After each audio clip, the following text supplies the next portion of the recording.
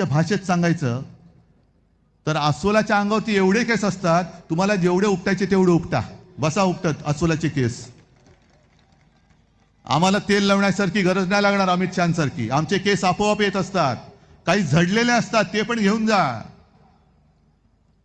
पण गद्दार फोडून शिवसेना संपणार नाही. जी पानं सडलेली होती ती झडून गेली. हे बघा कसे नवे धुमारे फुटलेले आहेत माझ्या शिवसेनेला.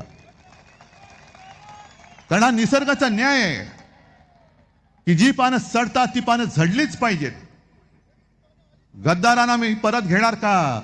अरे झडलेली पानं मी फेविकॉलनी परत चिकटत बसू? जाऊ दे ना, घेऊन जाऊ दे, त्यांना फुटत नाहीत पानं.